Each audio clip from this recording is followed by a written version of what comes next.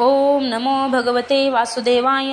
तर आपण श्रीमद भागवत महापुराण पाहत आहोत आणि त्यातील हा आपला चौथा स्कंदातील अध्याय 10व्या अध्यायामध्ये आपण यक्षाकडून उत्तमाचा वध व ध्रुवाचे यक्षाबरोबर युद्ध पाहणार आहोत. मैत्रेय म्हणतात, ध्रुवाने प्रजापती शिशुमाराची कन्या ब्रह्मी हिच्याशी विवाह केला. तिच्यापासून त्याला कल्प आणि वत्सर नावाचे 2 पुत्र झाले. महाबली ध्रुवाची दुसरी पत्नी वायुपुत्री इला होती. तिच्यापासून तिला उत्कल नावाचा पुत्र आणि एक कन्यारत्न झाले. उत्तमाचा अजून विवाह झाला नव्हता. एक दिवस शिकार करतेवेळी त्याला हिमालय पर्वतावर एका बलवान यक्षाने मारले. त्याच्याबरोबर त्याची माता सुद्धा परलोकवासी झाली.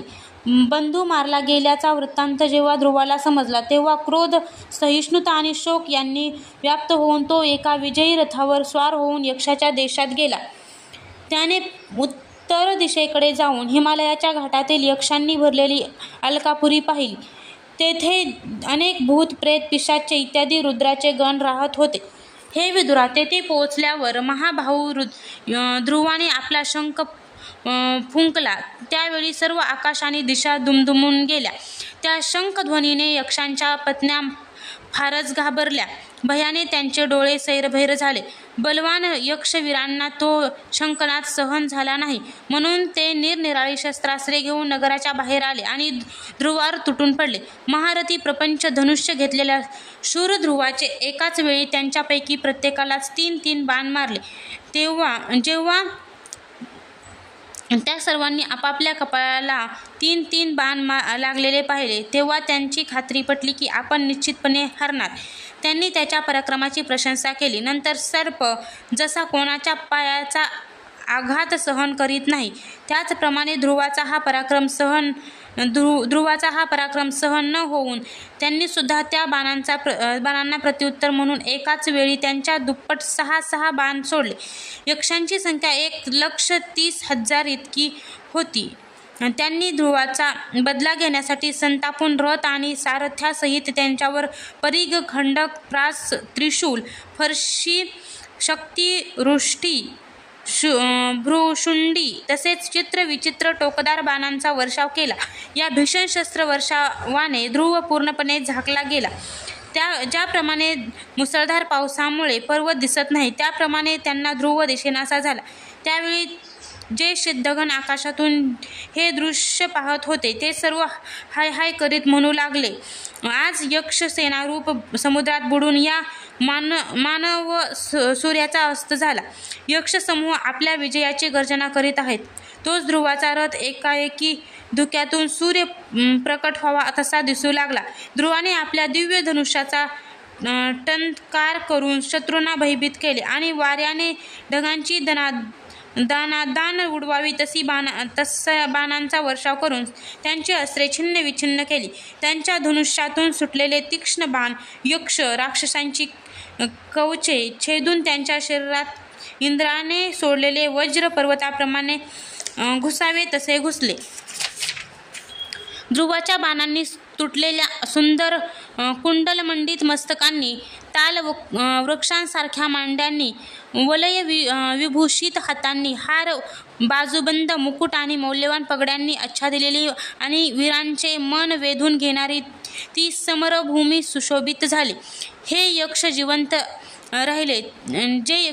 राहिले ते क्षत्रिय श्रेष्ठ ध्रुवाच्या बाणांनी छिन्न विछिन्न होऊन रणांगण सोडून पळून गेले. जसे सिंहाच्या पराक्रमाने पराभूत झालेले हत्ती, नरश्रेष्ठ ध्रुवाने त्या विस्तृत रणभूमीवर एकही शस्त्रधारी शत्रू पाहिला नाही. तेव्हा त्याला अलकापुरी पाहण्याची इच्छा झाली, परंतु तो नगरात गेला नाही.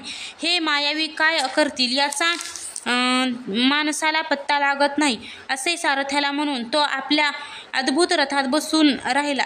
पण शत्रू नव्याने आक्रमण करतील या शंकेने सावध राहिला. इतक्यात त्याला समुद्राच्या गर्जनेप्रमाणे झंझावाताचा भीषण आवाज ऐकू आला आणि सर्व दिशांना उडालेली धूळ दिसू लागली.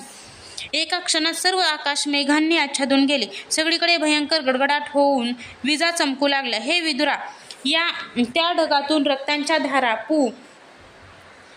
विष्ठा, मूत्र व चरबींचा वर्षाव होऊ लागला. तसेच ध्रुवाच्या समोरच आकाशातून धडे पडू लागले. नंतर आकाशात एक पर्वत दिसू लागला. सर्व दिशातून दगड, गदा, परीघ, तलवारी आणि मुसळे यांचा वर्षाव होऊ लागला. त्याला असे दिसले की साप वज्राप्रमाणे फुत्कार करीत रागीट डोळ्यांनी आगीच्या ठिणग्या ओकत येत आहे. तसेच मदोन्मत्त हत्ती, सिंह आणि वाघ यांच्या झुंडीच्या झुंडी धावत आपल्याकडे येत आहेत. प्रलय काळाप्रमाणे भयंकर गर्जना करीत समुद्र आपल्या उत्तुंग लाटांनी पृथ्वीला सर्व बाजूंनी बुडवीत आपल्याकडे येत आहे. क्रूर स्वभावाच्या असुरांनी आपल्या आसुरी मायेने असे पुष्कळ खेळ दाखविले की ज्यामुळे भित्र्या लोकांची मने थर्र कापावी. ध्रुवावर असुरांनी आपली दुस्तर माया पसरली आहे हे पाहून तेथे आलेल्या मुनींनी त्यांच्यासाठी शुभचिंतन केले.